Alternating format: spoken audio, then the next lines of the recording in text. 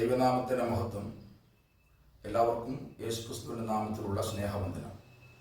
ഞാനിന്ന് ഈ വീഡിയോയിൽ വരുവാനുള്ള ഒരു പ്രധാന കാര്യം എന്ന് പറയുന്നത്, ദീർഘവർഷങ്ങളായി മലയാളക്കരയിലും അതുപോലെ ലോകത്തിൻ്റെ വിവിധ ഭാഗങ്ങളിലും ക്രൈസ്തവ പ്രഭാഷകർ മിക്കപ്പോഴും പറയുന്ന ഒരു കാര്യമാണ്, യേശുക്രിസ്തുവിൻ്റെ വരവിന് മുൻപ് നടക്കേണ്ട കുറേ ലക്ഷണങ്ങളുണ്ടെന്നാണ്. അപ്പോൾ അത് ബൈബിൾ എന്താണ് അതിനെക്കുറിച്ച് പറയുന്നത് എന്നുള്ളതാണ് ഞാനിന്ന് ഈ വീഡിയോയിൽ നിങ്ങളുമായിട്ട് പങ്കുവയ്ക്കുന്നത്. സത്യത്തിൽ യേശുക്രിസ്തുവിൻ്റെ സഭയെ ചേർക്കുവാനുള്ള വരവിന് മുൻപ് നടക്കേണ്ട എന്തെങ്കിലും ലക്ഷണം വിശുദ്ധ ബൈബിൾ പറയുന്നുണ്ടോ? കാലാകാലങ്ങളായിട്ട് ഇങ്ങനൊരു കേൾവിയും അതുപോലെ പ്രഭാഷണ മധ്യേ നമ്മൾ കേൾക്കുന്ന ചില കാര്യങ്ങളും ഒക്കെ നമ്മൾ മനസ്സിലാക്കുമ്പോൾ തന്നെ അതിന് ആധികാരികമായി നമ്മൾ എടുക്കേണ്ടത് ഇവിടെ ചിലരുടെ വാക്കുകളല്ല, വിശുദ്ധ ബൈബിൾ എന്താണ് അതിനെക്കുറിച്ച് പ്രസ്താവിക്കുന്നുള്ളതാണ്.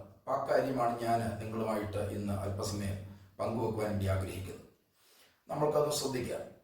നിങ്ങൾ ശ്രദ്ധിക്കേണ്ട ഒരു കാര്യം, ഈ അന്ത്യകാല ശാസ്ത്ര കുതികുകളും പ്രവചന പഠിതാക്കളിൽ പലരും പ്രധാന പല സംഭവങ്ങളും നടക്കുമ്പോൾ അതെല്ലാം യേശുക്രിസ്തുവിൻ്റെ ദ്വിതീയ ആഗമനത്തിന് ലക്ഷണമാണെന്ന് പ്രചരിപ്പിക്കുന്ന പതിവുണ്ട്. എന്ന് പറഞ്ഞാൽ അത് ഇപ്പോഴല്ല, ദീർഘവർഷങ്ങളായി തന്നെ അങ്ങനെ ഒരു പതിവുണ്ട്. എന്തെങ്കിലും ഒരു കാര്യം അവർ നോക്കിക്കൊണ്ടിരിക്കുമ്പോൾ അതിന് ഏതാണ്ട് അവരുടെ മനസ്സിൽ അത് പക്വമായി അല്ലെങ്കിൽ അതിന് പരുവത്തിലുള്ള ഒരു കാര്യം വന്നു എന്ന് കണ്ടാൽ ഉടനെ വിളിച്ചു പറയുന്ന രീതി. പഴയകാലം നമ്മുടെ ഇടയിൽ പറയുന്ന ഒരു ഭാഷയുണ്ടല്ലോ, ഒരാളെ വരുമെന്ന് നനച്ചിരുന്നു, അപ്പോൾ വരുന്നവൻ എല്ലാം അവനാണെന്ന് തോന്നുമെന്ന് പറയുന്ന അതേ രീതിയിലുള്ള ഒരു കാര്യമാണ് നമ്മളിവിടെയും ശ്രദ്ധിക്കേണ്ടത്. ഇനിയും നമ്മളുടെ ലോകം മുഴുവൻ ആകമാനം വ്യാപിച്ച ഒരു വലിയ വ്യാധിയുണ്ട്, അല്ലെങ്കിൽ ഒരു പെസ്റ്റിലൻസ് ഉണ്ട്.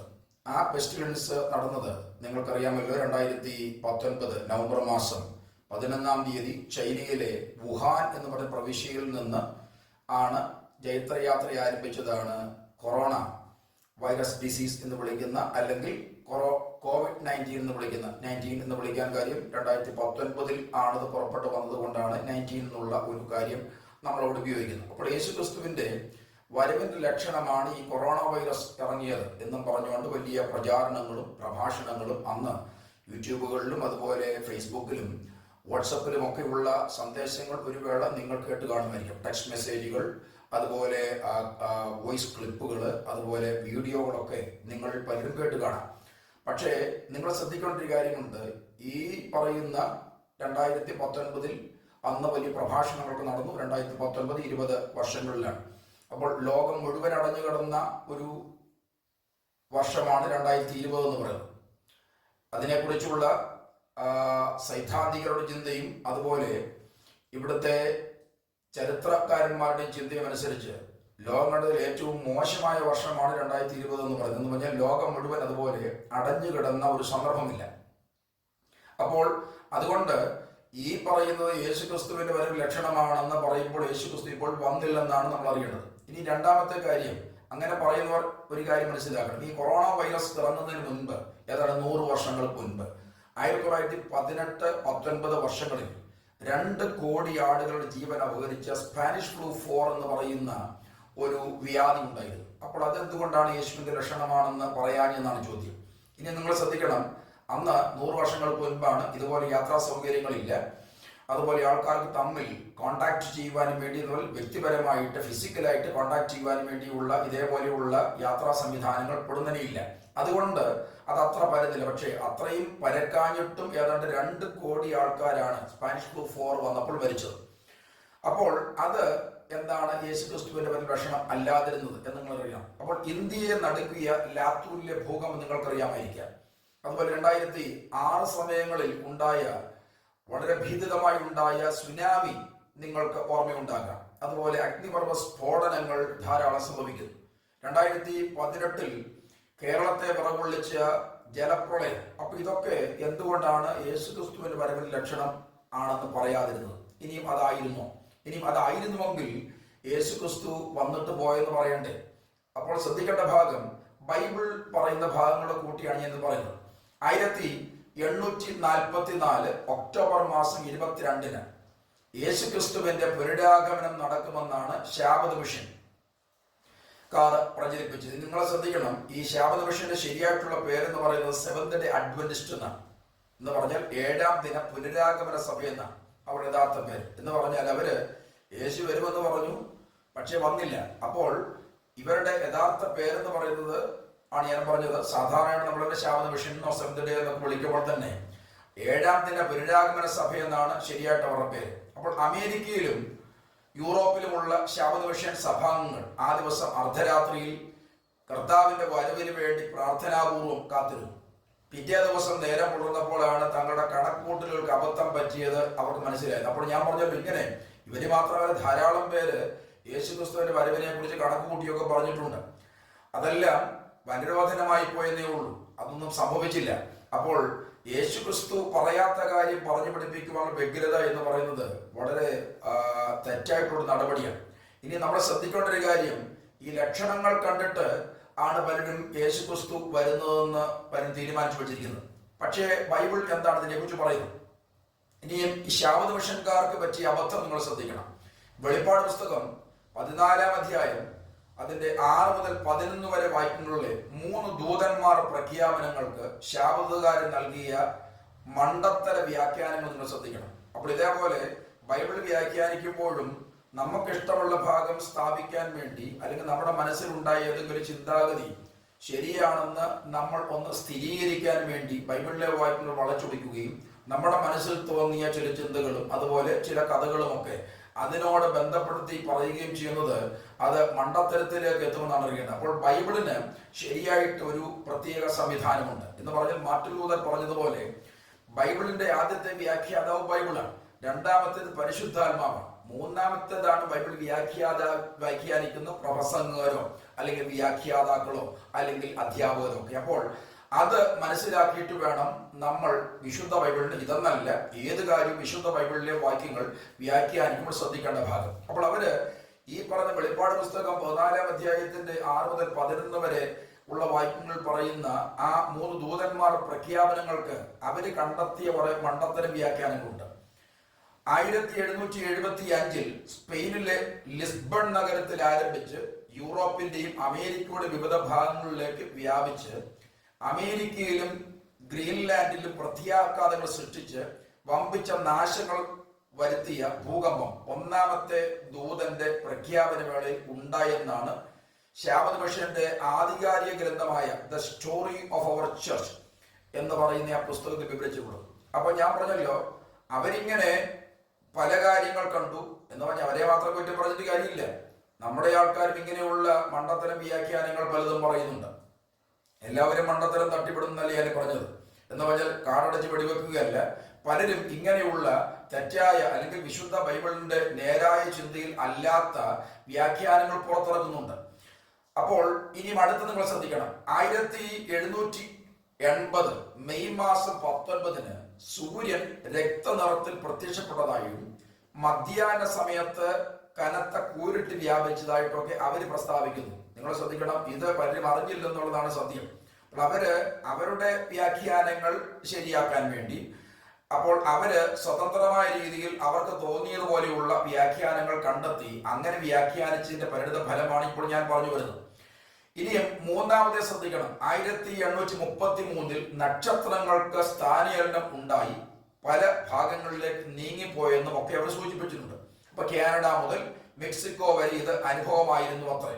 അപ്പോൾ ഇങ്ങനെ പ്രകൃതിയിലോ അല്ലെങ്കിൽ പ്രപഞ്ചത്തിലോ നടക്കുന്ന എന്തെങ്കിലും വ്യത്യാസങ്ങളെ കണ്ടിട്ട് അതൊക്കെ വിശുദ്ധ ബൈബിളിന്റെ ആ രീതിയിൽ വ്യാഖ്യാനിച്ചെടുക്കുവാൻ കാണിക്കുന്ന വ്യഗ്രത വളരെ ദോഷമുണ്ടാക്കും, അല്ലെങ്കിൽ പ്രത്യാഘാതങ്ങൾ ദൂരവ്യാപകമായ പ്രത്യാഘാതങ്ങൾ ഉണ്ടാക്കുമെന്ന് എന്റെ കേൾവിക്കാരറിയണം. അപ്പോൾ അതുകൊണ്ട് ഇങ്ങനത്തെ ചില വ്യാഖ്യാനങ്ങൾ പറയുമ്പോൾ ഈ പറഞ്ഞ വാക്യങ്ങളുമായിട്ട് പുലബന്ധമില്ലാത്ത യാതൊരു രീതിയിലും ഇതിനെ അടുപ്പിച്ചു കൊണ്ടുവരാൻ കഴിയാത്ത രീതിയിലുള്ള പൊട്ടത്തരം അല്ലെങ്കിൽ മണ്ടത്തര വ്യാഖ്യാനമാണ്. അപ്പോൾ ഇവയെല്ലാം കർത്താവിന്റെ പുനരാഗമനത്തിന്റെ ആദ്യ ലക്ഷണങ്ങളായും 1-ാമത്തെ ദൂതന്റെ പ്രഖ്യാപനത്തിന്റെ സമകാലിക സംഭവങ്ങളായിട്ടുമൊക്കെയാണ് സെവന്ത് ഡേ അഡ്വന്റിസ്റ്റുകാർ വ്യാഖ്യാനിക്കുന്നത്.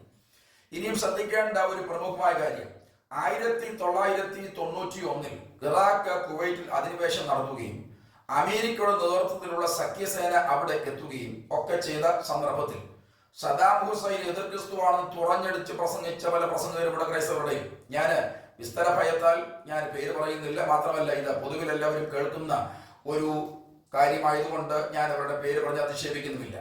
അപ്പോൾ ശ്രദ്ധിക്കണം, ഞാൻ മുമ്പേ പറഞ്ഞ പോലെ ഒരാളെ ഇങ്ങനെ നോക്കിയിരിക്കുകയായിരുന്നു, അവൻ വന്നില്ല. അതുകൊണ്ട് ഏതെങ്കിലും ഒരുത്തൻ വന്നാൽ അവനാണെന്ന് വ്യാഖ്യാനിക്കുന്ന രീതിയിലുള്ള ആ വ്യാഖ്യാനം വലിയ കുഴപ്പങ്ങൾ സൃഷ്ടിക്കുമെന്നറിയണം. ഇവിടെ സദാം ഹുസൈൻ എതിർ ക്രിസ്തുവാണെന്ന് തുറന്നെടുത്ത് പ്രസംഗിച്ച മലയാള പ്രസംഗകരുണ്ട്. ഞാൻ അവരുടെ പേരൊന്നും ഇപ്പോൾ പറയുന്നില്ല. അപ്പോൾ ശ്രദ്ധിക്കണം, അപ്പോൾ ഇങ്ങനെ വിശുദ്ധ ബൈബിളിനെ സ്വന്തം ഇഷ്ടത്തിനും അഭിരുചിക്കും അനുസരിച്ച് വ്യാഖ്യാനിച്ച് മനുഷ്യരെ കുഴക്കിയവർ വളരെയാണ്. എന്ന് പറഞ്ഞാൽ കണ്ടതും നടന്നതുമെല്ലാം യേശു ക്രിസ്തുവിന്റെ വരവിന്റെ ലക്ഷണങ്ങൾ ആണെന്ന് വ്യാഖ്യാനിക്കുന്നത് ചിലർക്ക് ഹരമാണ്, മാത്രമല്ല ജീവിത വ്രതവുമാണ്. അവരെന്ത് കണ്ടും അവര് നടന്നതും കണ്ടതും കേട്ടതും അവിടെ പറഞ്ഞതും ഇവിടെ പറഞ്ഞതും എന്ത് സംഭവം നടന്നാലും അതെല്ലാം യേശു ക്രിസ്തുവിന്റെ വരവിന്റെ ലക്ഷണമാണെന്ന് അത് പറഞ്ഞു പിടിപ്പിക്കാൻ വേണ്ടി അങ്ങനെ പറയുന്നവരുണ്ട്. ഇപ്പോഴും നമ്മുടെ ഇടയിൽ ധാരാളം പേരുണ്ട്. ഞാൻ അങ്ങനെയുള്ള ധാരാളം പ്രസംഗങ്ങൾ കേട്ടിട്ടുണ്ട്. കണ്ട സംഭവങ്ങളെല്ലാം, അല്ലെങ്കിൽ ചന്ദ്രനിൽ ആൾക്കാർ പോയതും, അതുപോലെ ഇവിടെ ഈ യുക്രൈനിൽ യുദ്ധം നടന്നതും എന്നുവേണ്ട എല്ലാ സംഭവങ്ങളും യേശു ക്രിസ്തുവിന്റെ വരവിന്റെ ലക്ഷണമാണ് എന്ന് പ്രസംഗിക്കുന്നത് പറയുന്നതുമൊക്കെ ഞാൻ ഈ അടുത്ത സമയത്തും കേട്ടു. അപ്പോൾ ബഹിരാകാശ കോളനി നിർമ്മിക്കുന്നത് യേശു ക്രിസ്തുവിന്റെ വരവിന്റെ ലക്ഷണമാണ്.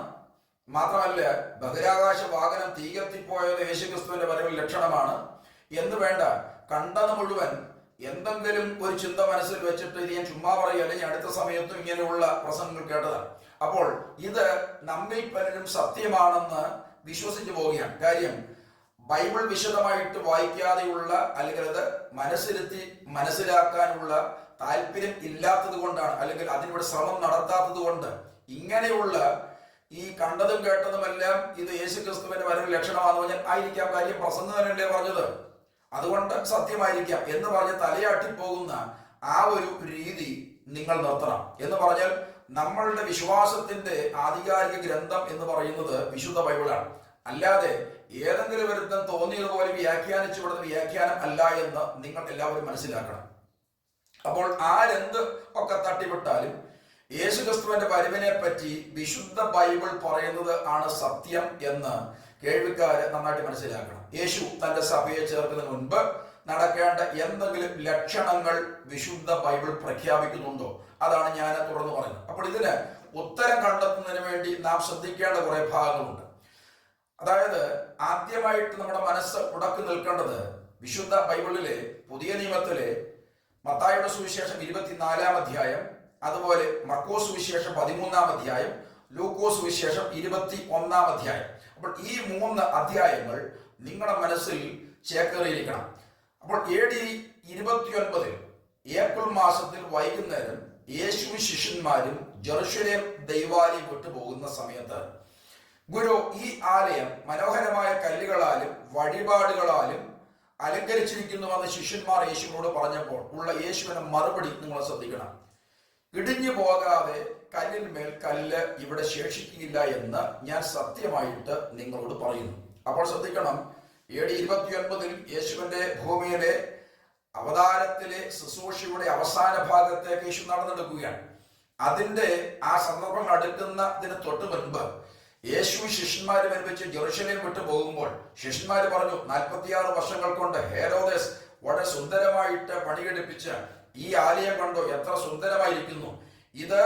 ഇതാ വളരെ മനോഹരമായ കല്ലുകൾ, അതുപോലെ വഴിപാടുകൾ എന്ന് പറഞ്ഞാൽ ജനങ്ങൾ അതിനുവേണ്ടി അർപ്പണം കൊടുത്ത അതും കൊണ്ടൊക്കെ നിർമ്മിച്ചിട്ടുള്ള സുന്ദരമായ ദേവാലയം കണ്ടില്ലേ ഗുരു എന്നൊക്കെ പറഞ്ഞ് വളരെ താല്പര്യപൂർവ്വം ശിഷ്യന്മാർ വന്ന് പറഞ്ഞപ്പോൾ അവർക്ക് ഈ പുറത്ത് കാണുന്നത് മാത്രമേ അറിയത്തുള്ളൂ.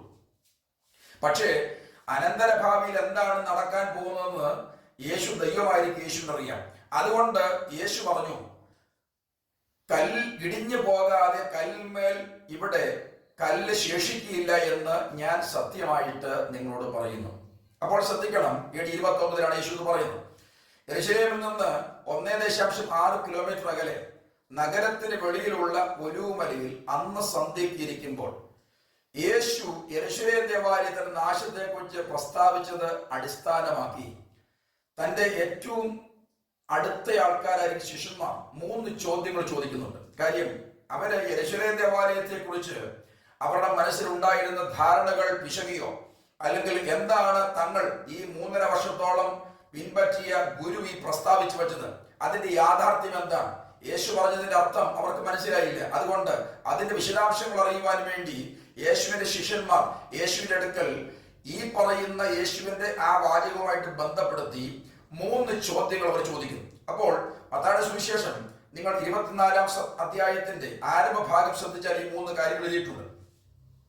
അവർ ചോദിക്കും, ഒന്നാമത്തെ ചോദ്യം, അത് എപ്പോൾ സംഭവിക്കും എന്ന് പറഞ്ഞാൽ, ഗുരു നീ പറഞ്ഞല്ലോ യെരൂശലേം ദേവാലയം എപ്പോൾ നശിക്കുമെന്ന് പറഞ്ഞല്ലോ, നീ പറഞ്ഞല്ലോ അത് എപ്പോഴാണ് സംഭവിക്കുന്നത്, അതിന്റെ അടയാളം എന്താണ്, അല്ലെങ്കിൽ അത് സംഭവിക്കുന്ന ലക്ഷണം എന്താണ്? അപ്പോൾ ശ്രദ്ധിക്കേണ്ട ഭാഗം, അതിന്റെ അടയാളം അല്ലെങ്കിൽ യെരൂശലേം ദേവാലയം നശിക്കുമോ നീ പറഞ്ഞില്ലേ, അതുകൊണ്ട് അത് സംഭവിക്കുവാനുള്ളതിന്റെ അടയാളം എന്താണെന്ന് പറഞ്ഞു തരണം, അല്ലെങ്കിൽ അതിന്റെ ലക്ഷണം എന്താണെന്ന് പറയണം. ഇനി അവിടെ ചോദിച്ച രണ്ടാമത്തെ ചോദ്യം ഇതാണ്, നിന്റെ വരവിന് അഥവാ യേശു ക്രിസ്തു തന്റെ സഭയെ ചേർക്കുന്നതിന് മുൻപ് നടക്കേണ്ട ലക്ഷണം എന്താണ്? അപ്പൊ രണ്ടാമത്തെ ചോദ്യം അതാണ്. എന്ന് പറഞ്ഞാൽ ദൈവസഭയുടെ എഴുന്നള്ളിപ്പിന് മുൻപ്, അല്ലെങ്കിൽ യേശു തന്റെ ചോര കൊടുത്ത് വിലയ്ക്ക് വാങ്ങി സ്ഥാപിച്ച ആ സഭയുടെ എടുക്കപ്പെടലിന് മുൻപ് നടക്കേണ്ട ലക്ഷണം എന്താണ്, അല്ലെങ്കിൽ ലക്ഷണങ്ങൾ എന്താണ്? ഇനി മൂന്നാമത് അവർ ചോദിച്ച ഒരു ചോദ്യമാണ്, ലോകാവസാനത്തിന്റെ ലക്ഷണം എന്ത്? അപ്പോൾ 3 ചോദ്യങ്ങളാണ് യേശുവിന്റെ ആ പ്രസ്താവനയുമായിട്ട് ബന്ധപ്പെടുത്തി, അല്ലെങ്കിൽ അതിൽ ഊന്നി ശിഷ്യന്മാരെ ചോദിച്ച 3 ചോദ്യങ്ങൾ. അപ്പോൾ അവർ 3 ചോദ്യങ്ങളാണ് ചോദിച്ചതെങ്കിലും നിങ്ങൾ മത്തായിയുടെ സുവിശേഷം 24-ാം അധ്യായം, മർക്കോസ് സുവിശേഷം 13-ാം അധ്യായം, ലൂക്കോസ് സുവിശേഷം 21-ാം അധ്യായം, ഈ 3 അധ്യായങ്ങൾ മനസ്സിരുത്തി നിങ്ങൾ വായിച്ച് പഠിച്ചാൽ അവിടെ ഇവർ 3 ചോദ്യങ്ങൾ ചോദിച്ചുവെങ്കിലും യേശു ക്രിസ്തു ഒന്നാമത്തേതിനും 3-ാമത്തേതിനും മാത്രമേ ഉത്തരം നൽകിയുള്ളൂ. എന്ന് പറഞ്ഞാൽ രണ്ടാമത്തെ ചോദ്യമായ, അല്ലെങ്കിൽ നിന്റെ വരവിന്റെ ലക്ഷണം എന്താണ്, അല്ലെങ്കിൽ ലക്ഷണങ്ങൾ എന്താണെന്ന് ചോദിച്ചാൽ രണ്ടാമത്തെ ചോദ്യത്തിന് യേശു മറുപടി നൽകിയില്ല എന്നുള്ളതാണ് നാം വ്യക്തമായിട്ട് മനസ്സിലാക്കേണ്ടത്. ഇനി യെരൂശലേം ദൈവാലയത്തിന്റെ നാശവും യെരൂശലേം നഗരത്തിന്റെ നശീകരണവും സംബന്ധിച്ച് യേശു നൽകിയ ഉത്തരം ആണ് ലൂക്കോസ് വിശേഷം 21-ാം അധ്യായത്തിന്റെ 20 മുതൽ 24 വരെയുള്ള വാക്യങ്ങൾ. ഞാൻ ആ വാക്യങ്ങൾ ഒന്ന് വായിച്ചു കേൾപ്പിക്കാം. സൈന്യങ്ങൾ യെരൂശലേമിനെ വളഞ്ഞിരിക്കുന്നത് കാണുമ്പോൾ അതിന്റെ ശൂന്യകാലം അടുത്തിരിക്കുന്നു എന്ന് അറിഞ്ഞുകൊള്ളുകയും, അന്ന് യഹൂദിയിലുള്ളവർ മലകളിലേക്ക് ഓടിപ്പോകട്ടെ, അതിന്റെ നടുവിലുള്ളവർ പുറപ്പെട്ടു പോകട്ടെ, നാട്ടുംപുറങ്ങളിലുള്ളവർ അതിൽ കടക്കരുത്. എഴുതിയിരിക്കുന്നതെല്ലാം നിവർത്തി ആകേണ്ടതിന് ആ നാളുകൾ പ്രതികാര കാലമാകുന്നു. ആ കാലത്ത് ഗർഭിണികൾക്കും മുല കുടിപ്പിക്കുന്നവർക്കും അയ്യോ കഷ്ടം. ദേശത്ത് വലിയ ഞെരുക്കവും ഈ ജനത്തിന്മേൽ ക്രോധവും ഉണ്ടാകും. അവർ വാളിന്റെ വായ്ത്തലയാൽ വീഴുകയും അവരെ സകല ജാതികളിലേക്കും ബദ്ധരാക്കി കൊണ്ടുപോവുകയും ജാതികളുടെ കാലം തികയോളം ജാതികൾ യെരൂശലേമിനെ ചവിട്ടിക്കളയുകയും ചെയ്യും. ഇതാണ് യേശു പറഞ്ഞ അവരുടെ ഒന്നാമത്തെ ചോദ്യത്തിന്റെ മറുപടി പറഞ്ഞത്. എന്ന് പറഞ്ഞാൽ എങ്ങനെയാണ് ഈ ഞാൻ പറഞ്ഞത് നിങ്ങൾ വിശ്വസിക്കേണ്ടത്? യെരൂശലേം ദേവാലയം 46 വർഷങ്ങൾ കൊണ്ട് സുന്ദരമായിട്ട് പണിഞ്ഞിരിക്കുകയല്ലേ. അത്ര മനോഹരമായ കോടിക്കണക്കിന് ഡോളർ വിലമതിക്കുന്ന ആ ദൈവാലയം നശിച്ചു പോകുമെന്ന് അങ്ങ് പറഞ്ഞില്ലേ, അതെങ്ങനെയാണ് സംഭവിക്കുക? അപ്പോൾ ശ്രദ്ധിക്കണം, യേശു അതിനെ പറഞ്ഞത് സൈന്യങ്ങൾ യെരൂശലേമിനെ വളഞ്ഞിരിക്കുന്നത് കാണുമ്പോൾ അതിന്റെ ശൂന്യകാലം അടുത്തിരിക്കുന്നു നിങ്ങൾ അറിഞ്ഞുകൊള്ളുവീരെന്നാണ്. അപ്പോൾ നിങ്ങൾ ഈ ഭാഗം മനസ്സിലാക്കേണ്ടത് ചരിത്രത്തിൽ നിറവേറിയ കാര്യമാണ്. തീത്തോസ് കൈസർ എന്നാണ് അദ്ദേഹത്തെ പിന്നീട് വിളിച്ചത്. പക്ഷേ അദ്ദേഹം യെരൂശലേം നിരോധിക്കുവാനും പിടിക്കുവാനും വരുന്ന കാലത്ത് അദ്ദേഹം സീസർ അല്ല, അതിനുശേഷമാണ് അദ്ദേഹം സീസർ ആകുന്നത്. അദ്ദേഹം യെരൂശലേം നിരോധിച്ച് പിടിക്കുവാനും വേണ്ടി വരുന്ന സമയത്ത് തീത്തോസ് എന്ന് പറയുന്ന, അല്ലെങ്കിൽ ടൈറ്റസ്, അദ്ദേഹം സർവ്വസൈന്യാധിപനാണ്. ചരിത്രം പഠിച്ചാൽ മനസ്സിലാകും. അങ്ങനെ ദീർഘദിവസങ്ങൾ യെരൂശലേമിനെ ചുറ്റിവർന്നു. യെരൂശലേമിൽ കടക്കുവാനും വേണ്ടി നിവർത്തി ഉണ്ടായില്ല. എന്നാൽ ദീർഘമാസങ്ങൾ കഴിഞ്ഞപ്പോൾ യെരൂശലേമിന്റെ അകത്തുള്ള ജനങ്ങൾക്ക് ഭക്ഷണപാനീയങ്ങളില്ല. അതിനെക്കുറിച്ച് ചരിത്രങ്ങൾ പറയുന്നത് അവിടെ സ്വന്തം അമ്മമാർ സ്വന്തം കുഞ്ഞുങ്ങളെ വറുത്തു തിന്നു, അല്ലെങ്കിൽ പാകം ചെയ്ത് തിന്നു എന്നൊക്കെയാണ്. അത് ഒന്നിലധികം പ്രാവശ്യം ഇവരുടെ ചരിത്രത്തിൽ, ഇസ്രായേലിന്റെ ചരിത്രത്തിൽ ഉണ്ടായിട്ടുണ്ട്. നിങ്ങൾ വിലാപങ്ങളുടെ പുസ്തകം വായിച്ചാൽ അവിടെ നിങ്ങൾക്കിത് കാണാം. കരുണയുള്ള സ്ത്രീകൾ അവരുടെ മക്കളെ ഭക്ഷിച്ചു എന്ന് പറഞ്ഞ ഭാഗം. അപ്പോൾ ഓർക്കണം, ഇങ്ങനെയുള്ള ഒരു ഗതികേട് ഉണ്ടാകുവാനുള്ള കാരണം യേശു മുൻകൂട്ടി വിളിച്ചു പറഞ്ഞു. അതായത് യേശു രാജത്വ കോലത്തിൽ യെരൂശലേമിലേക്ക് പ്രവേശിക്കുന്ന ആ അവസരത്തിൽ യേശു പറഞ്ഞ ഒരു കാര്യം നിങ്ങൾക്കറിയാമായിരിക്കാം. യെരൂശലേമേ യെരൂശലേമേ, കോഴി തന്റെ കുഞ്ഞുങ്ങളെ ചിറകൻ കീഴിൽ മറയ്ക്കുവാൻ ആഗ്രഹിച്ചതുപോലെ ഞാൻ നിന്നെ ചിറകൻ കീഴിൽ മറയ്ക്കുവാൻ ആഗ്രഹിച്ചു. പക്ഷെ നിനക്കോ മനസ്സായില്ല. നിനക്ക് വരുവാനുള്ളത് ഉൾക്കൊള്ളുവാൻ കഴിയുന്നതിലും വലുതാണ്. ഇനി യേശു കുരിശുമായിട്ട് യേശു ഗൊൽഗോഥാവിലേക്ക് നടന്നു പോകുമ്പോൾ, അല്ലെങ്കിൽ കാൽവറിയിലേക്ക് നടന്നു പോകുമ്പോൾ, യെരൂശലേം പുത്രിമാർ പുറകിൽ കരഞ്ഞുകൊണ്ട് വന്നപ്പോൾ യേശു പറഞ്ഞൊരു കാര്യമുണ്ട്. യെരൂശലേം പുത്രിമാരെ, നിങ്ങൾ എന്നെ ചൊല്ലി കരക വേണ്ട, നിങ്ങൾ നിങ്ങളെയും നിങ്ങളുടെ സന്തതികളെയും ചൊല്ലി കരുവീൻ. കാര്യം, വരാൻ പോകുന്ന അനർത്ഥം എന്ന് പറയുന്നത് നിങ്ങൾ സാധാ വിചാരിക്കുന്ന ഒരു കാര്യമല്ല. വളരെ ഭീകരമായ ഒരു അന്തരീക്ഷം നിങ്ങളുടെ മുൻപിലേക്ക് വരുന്നുണ്ട്. കാര്യം, നിങ്ങളുടെ മിശിഹായായ ഞാൻ വന്നു, നിങ്ങൾ എന്നെ ഉൾക്കൊണ്ടില്ല. ഇനിയും യോഹന്നാന്റെ സുവിശേഷം 1-11 വാക്യത്തിൽ അവിടെ യോഹന്നാൻ പ്രസ്താവിക്കുന്ന ഭാഗം ശ്രദ്ധിക്കണം. അവൻ സ്വന്തത്തിലേക്ക് വന്നു, സ്വന്തമായവരോ അവനെ കൈക്കൊണ്ടില്ല. അപ്പോൾ അവർ ദീർഘവർഷങ്ങളായിട്ട് നോക്കി പാർത്തിരുന്ന മിശിഹ, അവർ ദീർഘവർഷങ്ങളായിട്ട് അവരെ രക്ഷിക്കുവാൻ വരുമെന്ന് അവർ കരുതിയിരുന്ന മിശിഹ. പക്ഷേ ആ മിശിഹ അവരുടെ മുൻപിൽ വന്നപ്പോൾ അവർക്ക് ആ മിശിഹായെ ഉൾക്കൊള്ളുവാൻ കഴിഞ്ഞില്ല. എന്ന് പറഞ്ഞാൽ അവർക്ക് അന്ന് വേണ്ടത് BC 64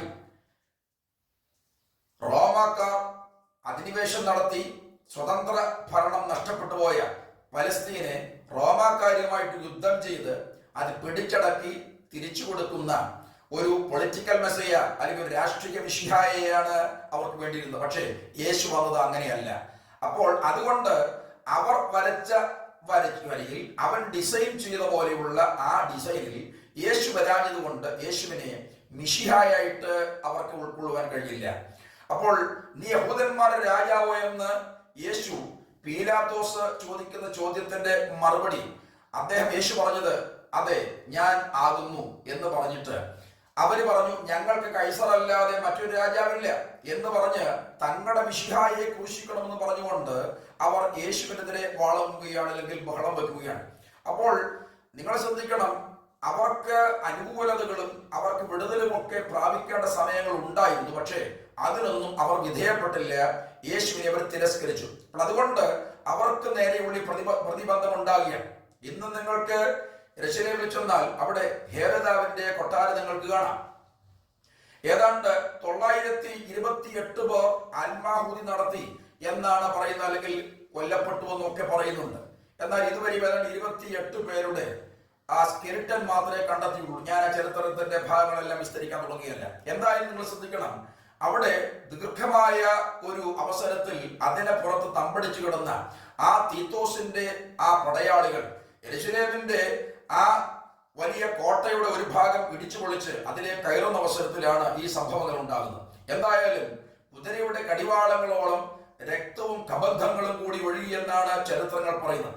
അപ്പോൾ ശ്രദ്ധിക്കണം, യേശുവിനോട് ചോദിച്ച ശിഷ്യന്മാർ ഒന്നാമത്തെ ചോദ്യത്തിന്റെ മറുപടി യേശു പറഞ്ഞു. അതാണ്, നിങ്ങൾ യെരൂശലേമിനെ സൈന്യങ്ങൾ വളയുമ്പോൾ നിങ്ങൾ മനസ്സിലാക്കണം, യെരൂശലേമിന്റെ ശൂന്യകാലം അടുത്തു വന്ന് നിങ്ങൾ ഗ്രഹിക്കണമെന്നാണ്.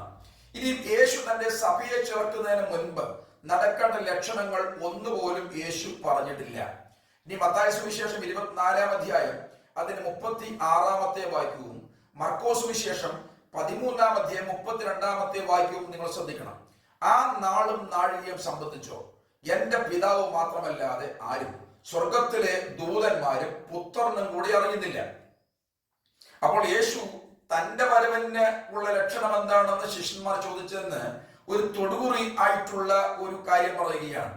നിങ്ങൾ അറിയേണ്ട ഒരു കാര്യമുണ്ട്, ഞാൻ വരുന്നതിനെ കുറിച്ച്, അല്ലെങ്കിൽ ആ നാളും നാഴികയും സംബന്ധിച്ച്, അല്ലെങ്കിൽ ആ ദിവസവും ആ സമയവും സംബന്ധിച്ച് എന്റെ പിതാവ് മാത്രമല്ലാതെ, അല്ലെങ്കിൽ ദൈവപിതാവ് മാത്രമല്ലാതെ ആരും സ്വർഗത്തിലെ ദൂതന്മാരും പുത്രനും കൂടെ അറിയുന്നില്ല എന്നാണ് പറഞ്ഞത്. അപ്പോൾ നിങ്ങൾ ശ്രദ്ധിക്കണം, യേശു തന്റെ വരവ് എപ്പോഴാണെന്ന് അറിയത്തില്ലെന്ന് പറഞ്ഞെങ്കിൽ നിങ്ങൾ ശ്രദ്ധിക്കണം, അറിയത്തില്ലെങ്കിൽ യേശു ദൈവമല്ല.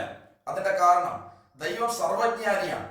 അപ്പോൾ യേശു ദൈവമാണെന്നൊരു സംശയം നിങ്ങൾക്ക് ഒരു വേള ഉണ്ടാകാം. കാര്യം ദൈവത്തിനെല്ലാം അറിയാം, ഒംനീഷ്യനാണ്, സർവജ്ഞാനിയാണ്. അപ്പോൾ യേശുവിന് തന്റെ വരവിന്റെ സമയം അറിയത്തില്ല എന്ന് പറഞ്ഞാൽ അതിന്റെ അർത്ഥം നമ്മൾ ഒരു വേള പെട്ടെന്ന് മനസ്സിലാക്കേണ്ടത് യേശുവിന് അത് അറിയാൻ കഴിയുന്ന സർവജ്ഞാനത്വമില്ലെന്നാണ്. അപ്പൊ അങ്ങനെ വന്നാൽ യേശു ദൈവമാണ്. നിങ്ങൾ അതിന്റെ മറുപടിയും കൂടെ ശ്രദ്ധിച്ചുകൊള്ളൂ.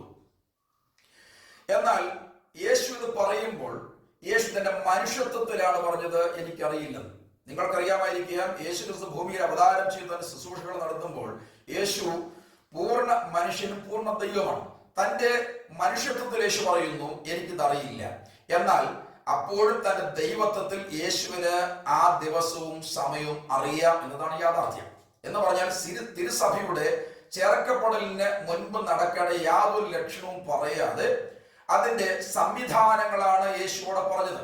ഞാൻ അതിന്റെ ഭാഗങ്ങൾ ഒന്ന് പറഞ്ഞു വരാം. യേശു എന്താണ് ഈ പറഞ്ഞത്? യേശു തന്റെ വരവിന്റെ ലക്ഷണമല്ല പറഞ്ഞത്. യേശു അതിനോട് ബന്ധപ്പെട്ട് നടക്കുന്ന കുറെ സംവിധാനങ്ങളുണ്ട്. അതാണ് യേശു ഇവിടെ പറഞ്ഞത്. മത്തായിയുടെ സുവിശേഷം 24-ാം അധ്യായം 36 മുതൽ 44 വരെയുള്ള വാക്യങ്ങൾ ഞാനൊന്ന് വായിച്ചു കേൾപ്പിക്കാം. ആ നാളും നാഴികയും സംബന്ധിച്ചോ എന്റെ പിതാവ് മാത്രമല്ലാതെ ആരും സ്വർഗത്തിലെ ദൂതന്മാരും പുത്രനും കൂടെ അറിയുന്നില്ല. നോഹയുടെ കാലം പോലെ തന്നെ മനുഷ്യപുത്രന്റെ വരവുമാകും. ജലപ്രളയത്തിന് മുൻപുള്ള കാലത്ത് നോഹ പെട്ടകത്തിൽ കയറിയ നാൾ വരെ അവർ തിന്നും കുടിച്ചും വിവാഹം കഴിച്ചും വിവാഹത്തിന് കൊടുത്തും പോന്നു. ജലപ്രളയം വന്ന് എല്ലാവരെയും നീക്കിക്കളയുവോളം അവർ അറിഞ്ഞതുമില്ല. മനുഷ്യപുത്രന്റെ വരവും അങ്ങനെ തന്നെ ആകും. അന്ന് രണ്ടുപേർ വയലിലിരിക്കും, ഒരുത്തനെ കൈക്കൊള്ളും, മറ്റവനെ ഉപേക്ഷിക്കും. രണ്ടുപേർ ഒരു തിരികല്ലിൽ പൊടിച്ചുകൊണ്ടിരിക്കും, ഒരുത്തിയെ കൈക്കൊള്ളും, മറ്റവളെ ഉപേക്ഷിക്കും. നിങ്ങളുടെ കർത്താവ് ഏത് ദിവസത്തിൽ വരുന്നു എന്ന് നിങ്ങൾ അറിയായികൊണ്ട് ഉണർന്നിരിപ്പീൻ. കള്ളൻ വരുന്ന യാമം ഇന്ന് എന്ന് വീട്ടുടയവൻ അറിഞ്ഞുവെങ്കിൽ അവൻ ഉണർന്നിരിക്കുകയും തന്റെ വീട് തുരക്കുവാൻ സമ്മതിക്കാതിരിക്കുകയും ചെയ്യും എന്ന് നിങ്ങൾ അറിയുന്നില്ലയോ?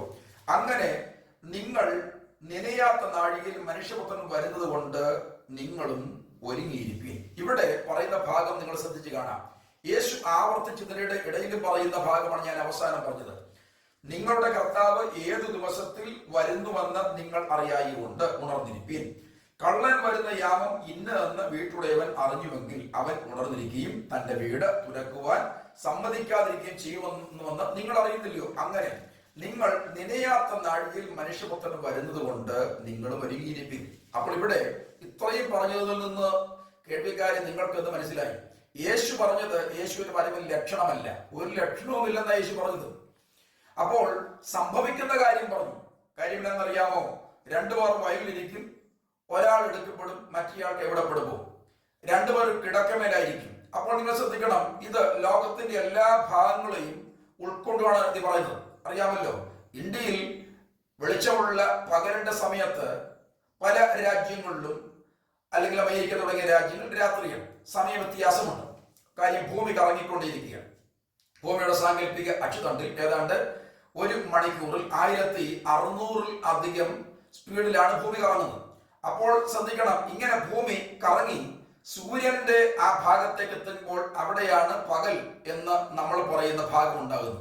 അപ്പോൾ ശ്രദ്ധിക്കണം, ഇത് നിങ്ങൾ മനസ്സിലാക്കിയത്. അപ്പോൾ യേശു പറഞ്ഞത് യേശുവിന്റെ വരവിൽ യാതൊരു ലക്ഷണവും പറഞ്ഞില്ല. എന്നാൽ യേശുവിന്റെ വരവിൽ സംഭവിക്കുന്ന കാര്യങ്ങളാണ്. രണ്ടുപേരൊരു കിടമേൽ കിടന്നാൽ അതിൽ ഒരുത്തനെ എടുക്കത്തുള്ളതല്ല പറഞ്ഞത്. കാര്യം അറിഞ്ഞുകൊണ്ട് പോവുകയല്ല. രണ്ടുപേർ വയലിലിരിക്കും, ഒരുത്തനെ എടുക്കും, മറ്റേയാൾക്ക് എവിടെപ്പെട്ടു എന്ന് പറയുന്നത് രണ്ടുപേരും യേശുവിനെ സ്വീകരിച്ച് യേശുവിന്റെ മക്കളായിട്ട് ജീവിച്ചാൽ അതിൽ ഒരുത്തനെ മാത്രമേ എടുക്കത്തുള്ളൂ എന്നും അല്ല ഈ പറഞ്ഞത്. എന്ന് പറഞ്ഞാൽ ആരും അറിഞ്ഞുകൊണ്ട് ലക്ഷണം കണ്ടുകൊണ്ട് പോവുകയല്ല. നിങ്ങളുടെ കർത്താവ് ഏത് നാഴികയിൽ വരുമെന്ന് നിങ്ങൾ അറിയുന്നില്ല, അതുകൊണ്ട് നിങ്ങളും ഒരുങ്ങിയിരിപ്പിൻ. അപ്പോൾ ലക്ഷണങ്ങൾ ഒന്നും പറയാതെ നിങ്ങൾ എപ്പോഴും അലേർട്ടാകുവാനാണ് യേശു പറയുന്നത്.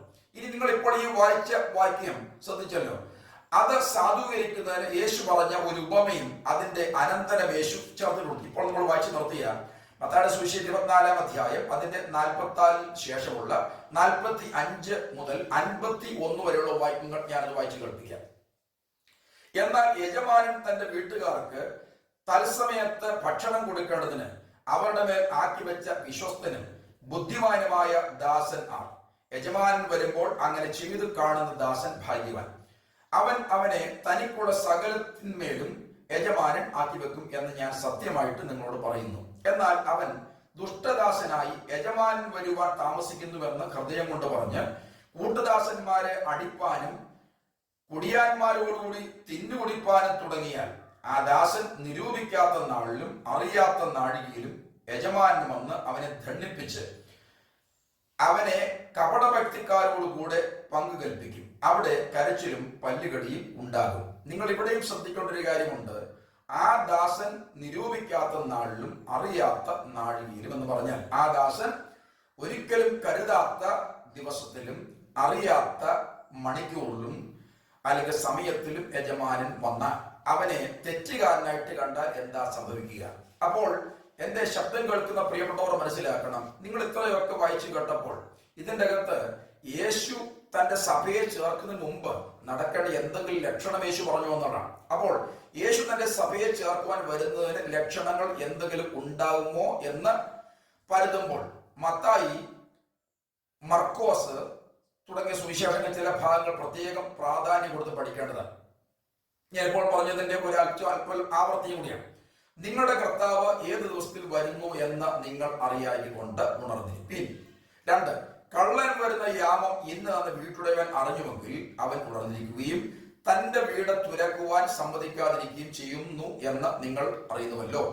അങ്ങനെ നിങ്ങൾ നനയാത്ത നാഴികയിൽ മനുഷ്യപുത്രൻ വരുന്നത് കൊണ്ട് നിങ്ങളും ഒരുങ്ങിയിരിപ്പീൻ.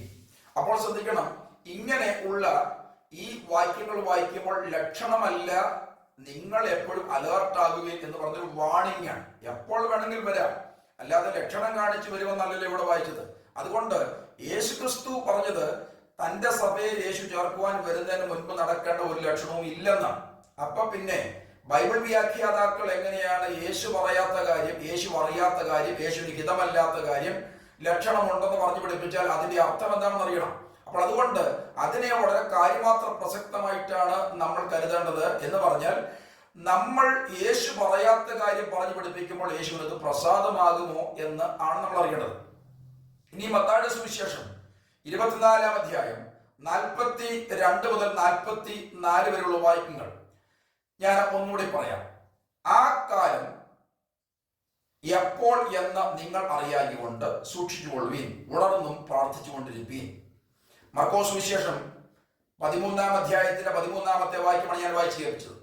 ഇനിയും മത്തായിയുടെ സുവിശേഷം 25-ാം അധ്യായം 13-ാമത്തെ വാക്യം, 10 കന്യകമാരുടെ ഉപമയുടെ ഏറ്റവും അവസാന ഭാഗത്ത് അവിടെ കൊടുത്തിരിക്കുന്ന അതിന്റെ ഒരു ക്രീമുണ്ട്. അതാണ് ആകയാൽ നാളും നാഴികയും നിങ്ങൾ അറിയാകൊണ്ട് ഉണർന്നിരിപ്പീൻ. അപ്പോൾ അവർക്കറിയാവുന്ന ഒരു ഇമേജറി പറഞ്ഞിട്ട്, എന്ന് പറഞ്ഞാൽ ഈ പറയുന്ന 10 കന്യകമാർ ഉപമയിൽ പറയുന്ന സഭയാണെന്നാണ് വ്യാഖ്യാനിക്കുന്നത്. പക്ഷെ വിശുദ്ധ വേദപുസ്തകവും അന്നത്തെ സാഹചര്യവും നിങ്ങൾ പഠിച്ചാൽ അത് സഭയാണെന്നല്ല പറയുന്നത്.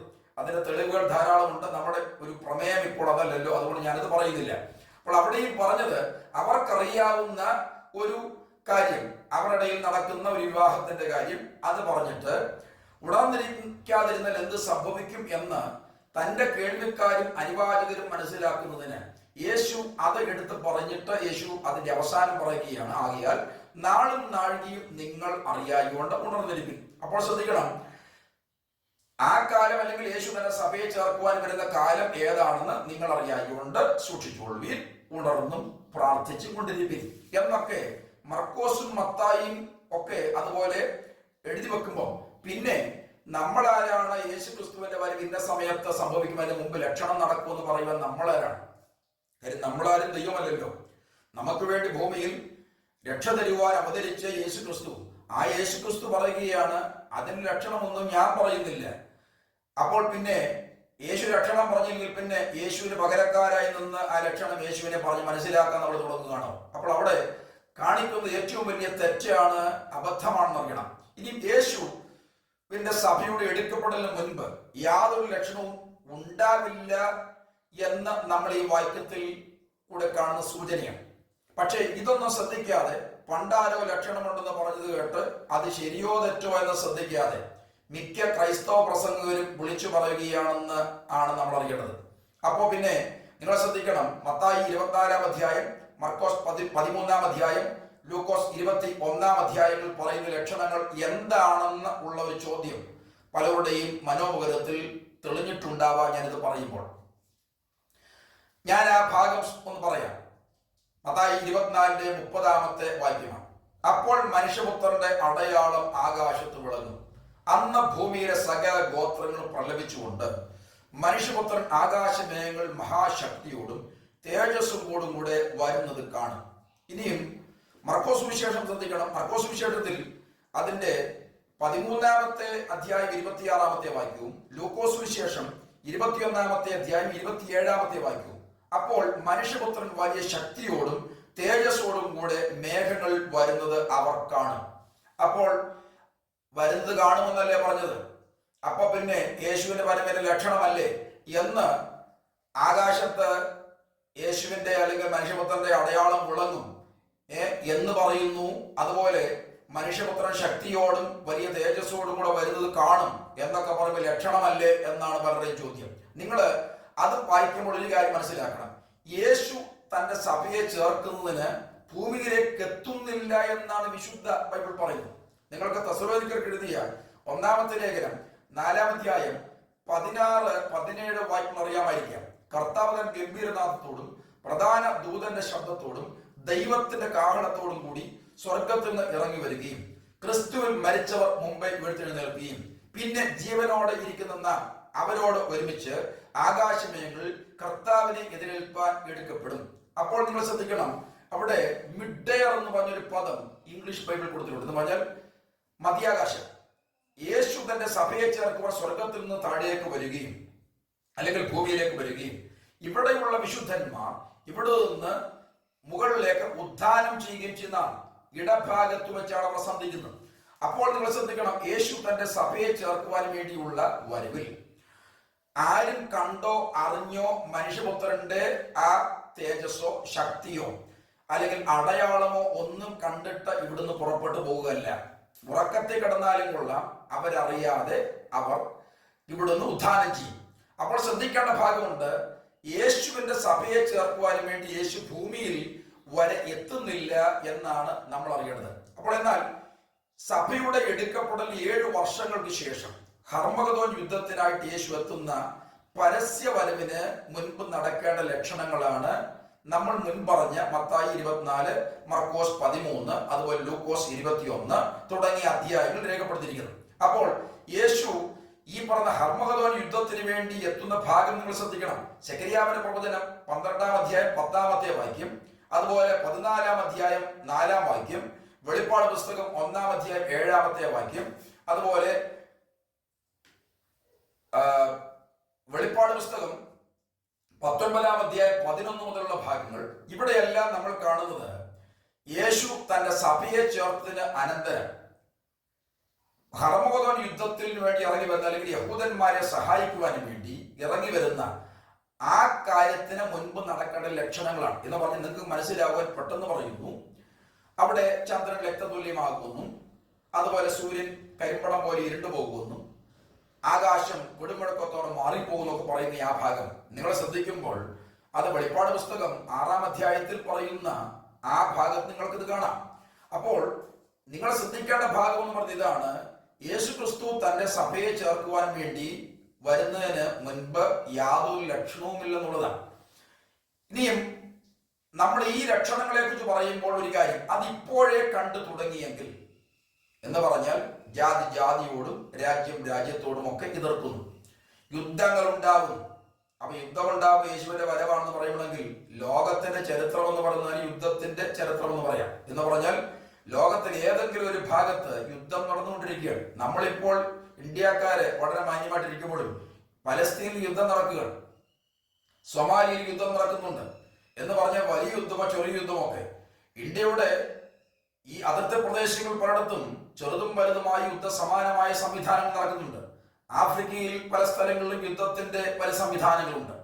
ഇനിയും റഷ്യ ആരംഭിച്ചു വെച്ച യുക്രൈൻ യുദ്ധം ഇതുവരെ അവസാനിച്ചിട്ടുണ്ടെന്ന് ഓർക്കണം. അപ്പോൾ നമ്മളിവിടെ ഇപ്പോൾ നമ്മളുടെ കണ്ണിന് കാണുന്ന യുദ്ധമില്ലെങ്കിലും ലോകത്തിൽ പല സ്ഥലങ്ങളിൽ യുദ്ധം നടന്നുകൊണ്ടിരിക്കുകയാണ്. ഇനിയും ഇറാന്റെ ഭാഗത്തു നിന്നുള്ള യുദ്ധ സംവിധാനം നിങ്ങൾക്കറിയാം, അതുപോലെ യോർദാന്റെ ഭാഗത്തു നിന്നുള്ള നിങ്ങൾക്കറിയാം. അപ്പോൾ ഓരോ സ്ഥലങ്ങളിലും പല രീതിയിൽ യുദ്ധങ്ങൾ വലുതും ചെറുതുമായി നടന്നുകൊണ്ടിരിക്കുകയാണ്. അപ്പോൾ യുദ്ധങ്ങൾ നടക്കുമെന്ന് പറയുമ്പോൾ മനുഷ്യന്റെ ചരിത്രത്തിന്റെ ആരംഭം മുതൽ തന്നെ പിടിച്ചടക്കലുകൾ എന്ന് പറയുന്നത് വ്യത്യസ്തമായ രീതിയിൽ നടക്കുന്നത്. അപ്പോൾ അത് യുദ്ധം നടന്നതുകൊണ്ട് യേശു ക്രിസ്തുവിന്റെ വരവിൽ ലക്ഷണമാണെന്ന് പറയേണ്ട കാര്യമില്ല. ഇനിയും ഇവിടെ ഇസ്രായേലിന് യുദ്ധം നടന്നപ്പോൾ അല്ലെങ്കിൽ യുദ്ധം നടന്ന് ആരംഭം തുടങ്ങിയപ്പോൾ ഹമാസുമായിട്ടുള്ള യുദ്ധത്തിൽ ഇവിടെ പലരും പ്രസംഗിക്കാൻ തുടങ്ങി, അത് യേശു ക്രിസ്തുവിന്റെ വരവിൽ ലക്ഷണമാണ്. ഇനി യുക്രൈൻ യുദ്ധം ആരംഭിച്ചപ്പോൾ പലരും പറഞ്ഞു അത് യേശുക്രിസ്തുവിന്റെ ലക്ഷണമാണ്. അപ്പൊ നിങ്ങൾ ശ്രദ്ധിക്കണം, ഞാനതാ പറഞ്ഞത്, എന്തെങ്കിലും ഒരു പോയിന്റ് കിട്ടാൻ നോക്കിയിരിക്കുകയാണ് യേശുക്രിസ്തുവിന്റെ പല ലക്ഷണം കണ്ടുപിടിക്കാൻ വേണ്ടി. നിങ്ങൾ ശ്രദ്ധിക്കണേ. അപ്പോൾ യുദ്ധം എന്ന് പറയുന്നത് ഇതാണെങ്കിൽ പണ്ടേ കാലം മുതൽ തന്നെ യുദ്ധം നടക്കുന്നതല്ലേ. രണ്ട്, ഇനി ക്ഷാമം എന്ന് പറയുന്ന, ഫാമിൻ എന്ന് പറയുന്ന, അത് ഇന്നുണ്ടായിരുന്ന കാര്യമല്ലല്ലോ. പഴയ കാലം മുതൽ തന്നെ നമ്മൾ ചരിത്രം പഠിച്ചാൽ ഇനി വിശുദ്ധ വേദപുസ്തകത്തിൽ പലയിടത്തും ക്ഷാമം ഉണ്ടായതായിട്ട് നമ്മൾ വായിക്കുന്നുണ്ട്. ഇനി ബേത്ലഹേമിൽ ക്ഷാമം ഉണ്ടായിട്ടാണല്ലോ നവോമിയും തന്റെ കുടുംബവും കൂടെ അവർ അന്യദേശത്തേക്ക് പോകുന്നത്. അപ്പോൾ ക്ഷാമം എന്ന് പറയുന്നത് ചില സ്ഥലങ്ങളിൽ ഇപ്പം നടന്നു എന്നും പറഞ്ഞുകൊണ്ട് ഉടനെ അത് യേശുക്രിസ്തുവിന്റെ വരവാണെന്ന് പറഞ്ഞ് ബഹളം ഉണ്ടാക്കേണ്ട കാര്യമില്ല. ജാതി ജാതിയോട് എതിർക്കുന്നത് അത് ഇന്ന് തുടങ്ങിയ കാര്യമല്ല, പണ്ട് തുടങ്ങിയതാണ്. രാജ്യം രാജ്യത്തോട് എതിർക്കുന്നത് ഇന്ന് തുടങ്ങിയതല്ല, പഴയ കാലം മുതൽ തുടങ്ങിയതാണ്. ഇനിയും ശ്രദ്ധിക്കേണ്ടത്, ആകാശം മാറിപ്പോകുന്ന സംവിധാനം ഇപ്പോൾ തന്നെ ആകാശത്തിൽ അല്ലെങ്കിൽ നമ്മുടെ ഈ വായുമണ്ഡലത്തിലുള്ള ഓസോൺ പാളിക്ക് വിള്ളലുണ്ട്. അപ്പോൾ ആകാശം മാറിപ്പോകുമെന്ന് പറയുന്ന അതിന്റെ ഒരു ചെറിയ ലക്ഷണം കണ്ടപ്പോൾ യേശുക്രിസ്തുവിന്റെ വരവിന്റെ ലക്ഷണമാണ് എന്ന് പറഞ്ഞുകൊണ്ട് കിടന്ന് ബഹളം വെച്ചിട്ട് കാര്യമില്ല. അപ്പോൾ ഇതൊക്കെ നമ്മൾ ഈ ലക്ഷണങ്ങളും സംവിധാനങ്ങളും ഒക്കെ ഇപ്പോൾ തന്നെ നമ്മൾ കണ്ടു തുടങ്ങിയെങ്കിൽ നമ്മുടെ കർത്താവ് വാതിൽക്കലായിരിക്കുന്നു, അല്ലെങ്കിൽ ഏത് സമയത്തും യേശുക്രിസ്തുവിന്റെ കാഹളം ധ്വനിക്കാമെന്നാണ് മനസ്സിലാക്കേണ്ടത്.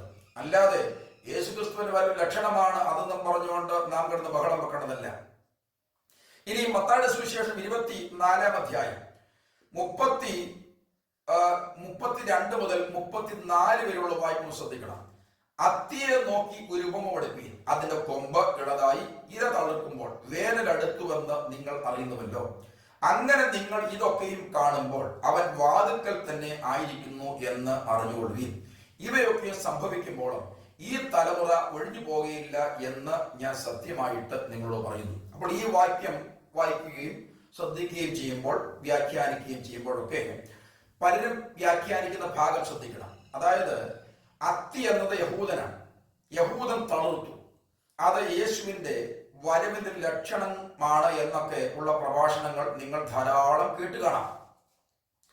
എന്റെ കേൾവിക്കാർ ഇങ്ങനെ പല പ്രസംഗങ്ങൾ കേട്ടിട്ടുള്ളവരായിരിക്കുമല്ലോ. അതുകൊണ്ട് ഇങ്ങനത്തെയുള്ള അത്തി യഹൂദനാണെന്നും അതുപോലെ അത്തി തളർത്തുമെന്നും ഒക്കെ പറയുന്ന ഒത്തുവളരെ പ്രസംഗങ്ങൾ അത് പഴയ കാലം മുതൽ തന്നെ നമ്മൾ കേട്ടുകൊണ്ടിരിക്കുന്ന.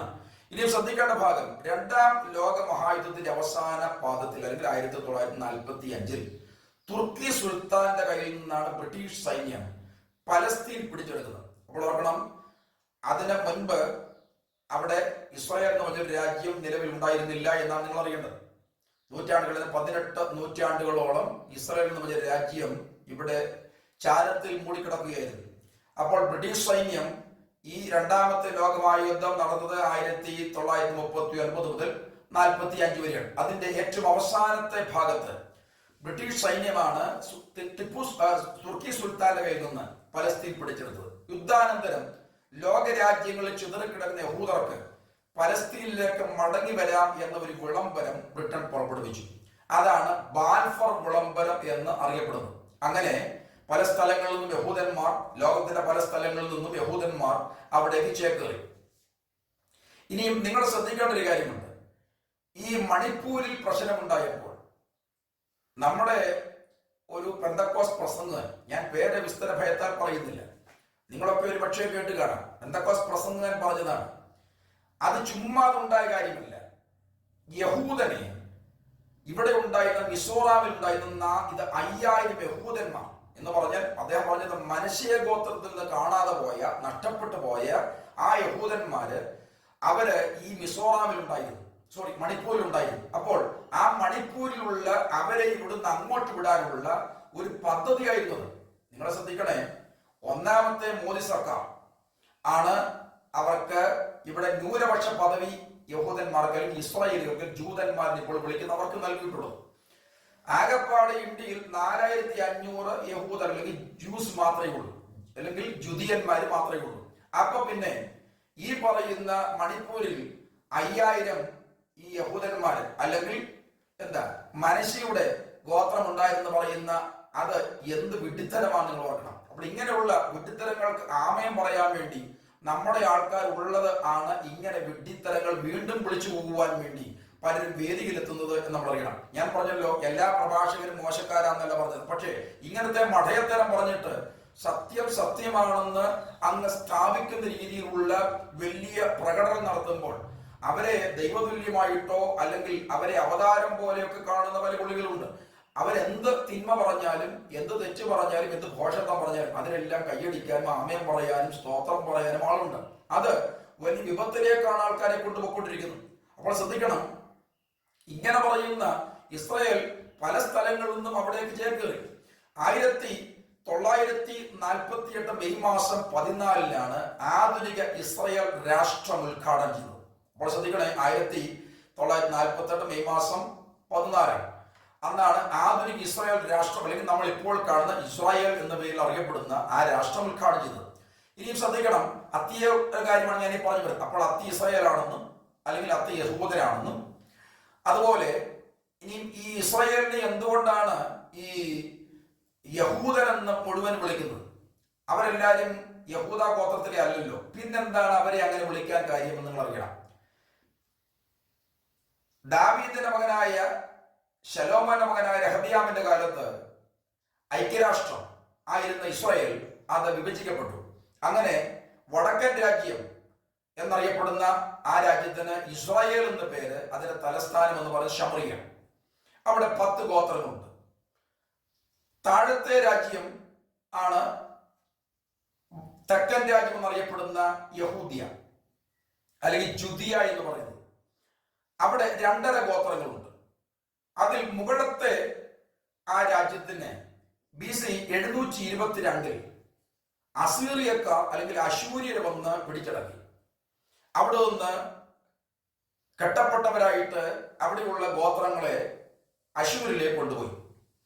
അശൂരിൽ നിന്ന് കുറച്ചുപേരെ ഇവിടെ കൊണ്ട് താമസിപ്പിച്ചു. അങ്ങനെ മിശ്രജാതികളായി. അതുകൊണ്ടാണ് ഈ താഴ്ഭാഗത്തും ഗലീലയിലും താമസിക്കുന്ന ആ പറഞ്ഞ ഇസ്രായേലിന്റെ ബാക്കി വിഭാഗങ്ങൾക്ക് ശമറിയ എന്ന് പറയുന്നത് അവർക്ക് നിഷിദ്ധ സ്ഥലമാണ്. അതിൽ കൂടി ഇവർ സഞ്ചരിക്കുക പോലും ഉണ്ടായിരുന്നില്ല. എന്ന് പറഞ്ഞാൽ യേശുവിന്റെ കാലത്ത് വടക്കൻ ഭാഗമായി ഗലീലയിൽ നിന്ന് താഴ്ഭാഗമായ യഹൂദിയിലേക്ക് ഒരു യഹൂദന് അല്ലെങ്കിൽ ഒരു ഇസ്രായേലിലേക്ക് വരണമെങ്കിൽ നേരെ ക്രോസ് ചെയ്ത് അവര് ഈ ശമറിയിൽ കൂടി വരികയില്ല. അവര് യോർദാൻ നദി 2 പ്രാവശ്യം ക്രോസ് ചെയ്താണ് അവര് താഴ്ഭാഗമായ യഹൂദിയിലേക്ക് വന്നുകൊണ്ടിരുന്നത്. എന്ന് പറഞ്ഞാൽ നിഷിദ്ധ മണത്തിലേക്ക് പോകുന്നത് അവർക്കത് ബുദ്ധിമുട്ടാണ്. കാര്യം ഇസ്രായേലികൾ. അപ്പോൾ ഈ അവിടെ കൊണ്ടുപോയ യഹൂദന്മാർ അല്ലെങ്കിൽ ഇസ്രായേലിലെ ഗോത്രങ്ങൾ ഇങ്ങോട്ട് തിരിച്ചു വന്നതായിട്ട് ചരിത്രത്തിൽ യാതൊരു രേഖയുമില്ല. എന്നാൽ താഴ്ഭാഗമായ അല്ലെങ്കിൽ തെക്കൻ രാജ്യമായ ആ യഹൂദിയ പിടിച്ചടക്കാൻ വേണ്ടി BC 606 അതുപോലെ 597 ബാബിലോൺ ചക്രവർത്തിയായ നെബൂഖദ്നേസർ വന്നു. BC 586 അദ്ദേഹം വന്ന് യെരൂശലേം ദേവാലയം തകർത്തു. അപ്പോൾ പ്രവാസികളായി പിടിച്ചുകൊണ്ടുപോയ അവർ 70 വർഷത്തെ പ്രവാസത്തിന് ശേഷം അവർ തിരിച്ചു വന്നു. അപ്പോൾ ഒറ്റയടിക്ക് എല്ലാവരോടും തിരിച്ചു വന്നില്ല. എല്ലാവരും മൊത്തം ഇസ്രായേലിലേക്ക് വന്നുമില്ല.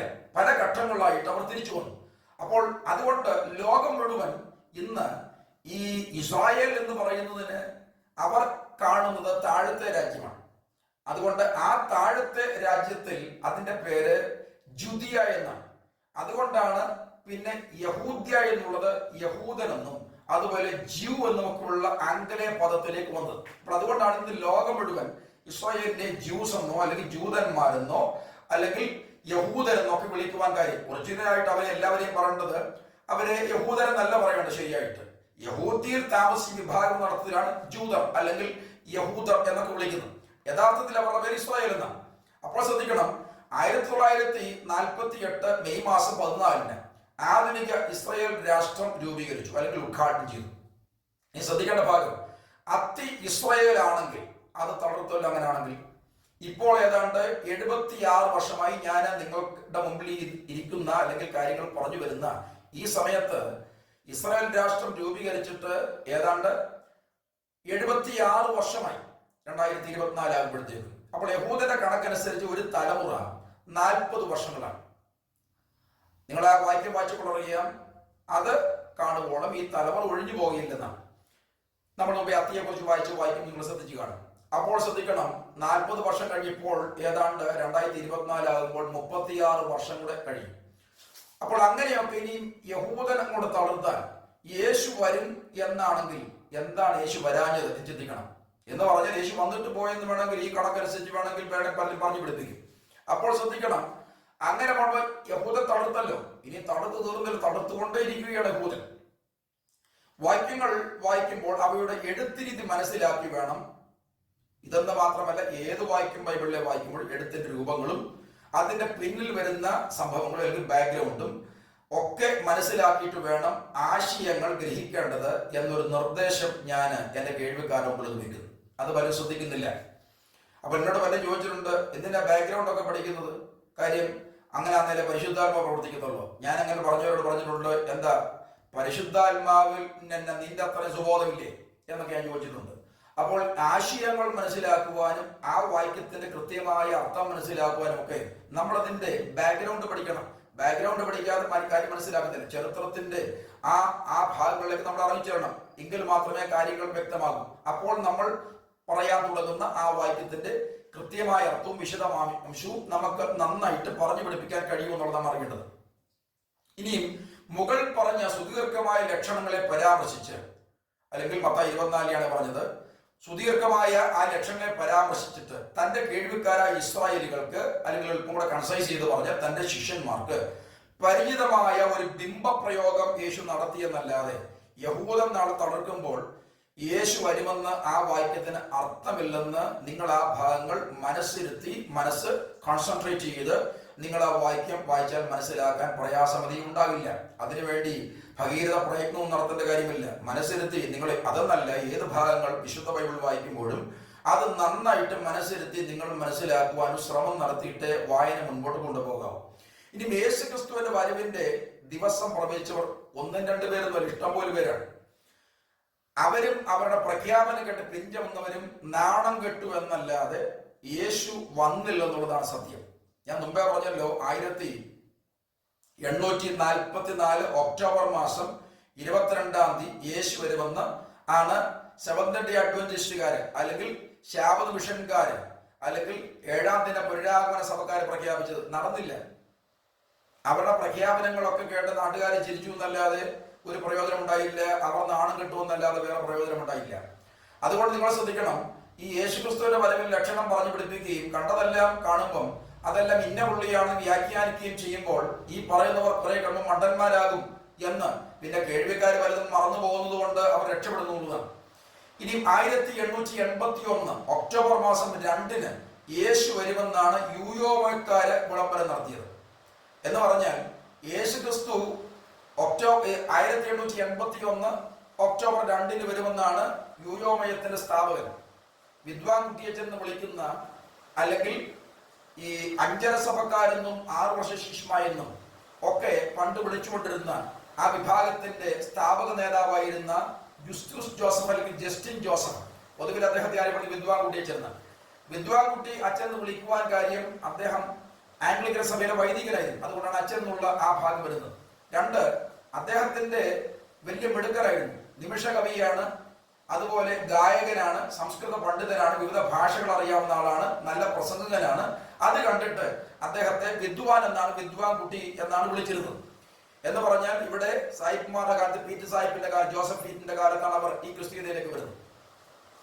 പിന്നീട് അദ്ദേഹം അച്ഛനായപ്പോഴാണ് അദ്ദേഹത്തെ വിദ്വാൻ കുട്ടി അച്ഛൻ എന്ന് വിളിച്ചത്. അപ്പോൾ ചില കണക്കുകളുടെ അടിസ്ഥാനത്തിലാണ് അദ്ദേഹത്തെ വഴിതെറ്റിച്ച അദ്ദേഹത്തിന്റെ കൂടെയുള്ള 2 ദീർഘദർശികൾ ഉണ്ടായിരുന്നു. അവർ വഴിതെറ്റിച്ചത് പുള്ളിക്ക് വ്യക്തമായിട്ട് അദ്ദേഹം ഉൾക്കൊള്ളാതെ, മിടുക്കനായിരുന്ന അദ്ദേഹം, അതെല്ലാം അദ്ദേഹം വെറുതെ പ്രസംഗിച്ചതല്ല, അദ്ദേഹം വിളംബരം പോലെ രാജാക്കന്മാർക്കും ഇവിടുത്തെ പ്രധാനികൾക്കും എടുത്തയച്ചു എന്നുള്ളതാണ്. അപ്പോൾ അങ്ങനെ യേശു വരുമെന്നാണ് പറഞ്ഞത്. പക്ഷേ നിങ്ങൾ ശ്രദ്ധിക്കണം, ഒക്ടോബർ മാസം 2 യേശു വരുമെന്നല്ലേ പറഞ്ഞത്. ജനങ്ങളെല്ലാം പുറത്ത് ഇരിക്കുകയാണ്, കാത്തിരിക്കുകയാണ്. ഈ വിദ്വാൻ കുട്ടിയച്ചനകത്ത്. പിറ്റേ ദിവസം രാവിലെ ആയിട്ട് യേശു വന്നില്ല. അവർ ചോദിച്ചു, എന്താ വിദ്വാൻ കുട്ടിയച്ച, യേശു എന്താ വന്നില്ലേ? അദ്ദേഹം പറഞ്ഞു, യേശു ഇന്നലെ രാത്രിയിൽ സ്വർഗത്തിന്റെ കവാടം എന്റെ ഹൃദയത്തിന് നേരെ തുറന്നിരുന്നു. യേശു ക്രിസ്തു ഇന്നലെ രാത്രി എന്നിൽ വന്നിരുന്നു. അപ്പോൾ ഞാൻ പറഞ്ഞല്ലോ, അങ്ങനെ ഏതാണ്ട് സഭയിലെ 7000 പേര്, എടത്വാ ഭാഗത്തുണ്ടായിരുന്നവര് ആ യൂയോമയം വിട്ടുപോയി. അതിനും വ്യാഖ്യാനം കണ്ടെത്തി. ആ വ്യാഖ്യാനം കണ്ടെത്തി എന്ന് പറയുന്നത് ഇതെല്ലാം പൊട്ടവ്യാഖ്യാനങ്ങളാണ് കണ്ടെത്തി. അതാണ് വെളിപ്പാട് പുസ്തകത്തിൽ വായിക്കുന്ന ഒരു നക്ഷത്രം സമുദ്രത്തിലേക്ക് വീണു, സമുദ്രത്തിലേക്ക് വീണ് 3 നശിച്ചു പോയത്. അപ്പോൾ ഇങ്ങനെ ഏത് വാക്യത്തിനും തട്ടിപ്പൊളിപ്പൻ വ്യാഖ്യാനം അദ്ദേഹം മാത്രമല്ല മറ്റു പലരും ഇപ്പോഴും കൊടുക്കുന്നുണ്ട് എന്നുള്ളതാണ് നമ്മൾ അറിയേണ്ടത്. ഇനി ശ്രദ്ധിക്കേണ്ട ഒരു കാര്യം, ഇങ്ങനെ ഇവർ രണ്ടുപേര് മാത്രമല്ല, ധാരാളം പേർ ഇങ്ങനെയുള്ള പല കണക്കുകൾ കൂട്ടി യേശു വരുമെന്ന് പറഞ്ഞ് പലരെയും പറ്റിച്ചവരുണ്ട്. അപ്പോൾ കണക്ക് തെറ്റി അവരൊക്കെ നാണം കെട്ടുമെന്നല്ലാതെ പ്രയോജനം ഉണ്ടായിട്ടില്ല. ഇനി യേശുവിന്റെ വരവിനെ കുറിച്ച് പ്രവചിക്കാനും അതിനെക്കുറിച്ച് സമയം പറഞ്ഞ് പ്രസംഗിക്കാനും വേണ്ടി ദൈവം ആരെയും നിയോഗിച്ചിട്ടില്ല എന്നുള്ളതാണ് എന്റെ കേൾവിക്കാർ അറിയുന്നത്. അത് ആർക്കും ഒട്ടും മനസ്സിലാക്കുവാൻ ദൈവം അനുവദിക്കുകയുമില്ല. അപ്പോൾ യേശു അല്ലെങ്കിൽ പിതാവാം ദൈവം അല്ലെങ്കിൽ പരിശുദ്ധാത്മാവ് അപ്പോയിന്റ് ചെയ്യാത്ത കാര്യങ്ങൾ എങ്ങനെയാണ് പറഞ്ഞു പഠിപ്പിക്കാനുള്ള ധൈര്യം ഉണ്ടാകുന്നത്? എന്നാൽ വിശുദ്ധ ബൈബിൾ നിങ്ങൾ ശ്രദ്ധിക്കുന്ന അനുസരിച്ച് ആരും നനയ്ക്കാത്ത അല്ലെങ്കിൽ ആരും ശ്രദ്ധിക്കാത്ത കരുതാത്ത സമയത്ത് ഒരു ലക്ഷണവും കാണിക്കാതെയാണ് യേശു തന്റെ ചോര കൊടുത്ത് വിലക്കി വാങ്ങിയ വിശുദ്ധ സഭയെ ചേർക്കുന്നതിന് വരുന്നതെന്നാണ് വിശുദ്ധ വേദപുസ്തകം വ്യക്തമായിട്ട് പറയുന്നത്. അപ്പൊ പിന്നെ യേശു പറഞ്ഞ ആ സിദ്ധാന്തത്തെ വിശുദ്ധ ബൈബിളിൽ പ്രഖ്യാപിക്കുന്ന ആ പ്രസ്താവനയെ തിരുത്തി യേശുവിന്റെ വരവിന് മുൻപ് ഒത്തിരി ലക്ഷണമുണ്ടെന്ന് പറഞ്ഞു പഠിപ്പിക്കാൻ തുടങ്ങുമ്പോൾ ഇത് കള്ളവ്യാഖ്യാനമാണ്, ഇത് കള്ളപ്രവചനമാണെന്നല്ലേ അറിയേണ്ടത്. ഇത്രയുമുള്ളൂ, യേശുവിന്റെ വരവിന്റെ ഒരു ലക്ഷണവും വിശുദ്ധ ബൈബിൾ പ്രഖ്യാപിക്കാത്തത് കൊണ്ട്, യേശു പറയാത്തത് കൊണ്ട് നമ്മൾ അറിയേണ്ട കാര്യം, നമ്മൾ പുതിയ സിദ്ധാന്തം ഉണ്ടാക്കി പുതിയ കണ്ടുപിടുത്തവും കണക്കൂട്ടലും നടത്തി യേശുവിന്റെ വരവിന്റെ ലക്ഷണം കണ്ടുപിടിക്കാൻ തുടങ്ങാതെ നമ്മൾ നമ്മുടെ ജീവിതക്രമം ഒന്ന് ശരിപ്പെടുത്തി നമ്മുടെ വിശുദ്ധിയെ കാത്ത് കർത്താവിന്റെ വരവിന് വേണ്ടി നിൽക്കുവാനുള്ള ഒരു കാഴ്ചപ്പാട് നമ്മൾക്കുണ്ടാകുവാനാണ് നമ്മൾ ഒരുങ്ങിയിരിക്കേണ്ടത്. അതിന് എന്റെ കേൾവിക്കാരെ എല്ലാവരെയും കർത്താവ് സഹായിക്കട്ടെ എന്ന് പ്രാർത്ഥിച്ച് ഞാൻ എൻ്റെ വാക്കുകൾക്ക് ഇവിടെ വിരാമം തുടരുന്നു. ദൈവം നമ്മെല്ലാവരെയും അനുഗ്രഹിക്കട്ടെ.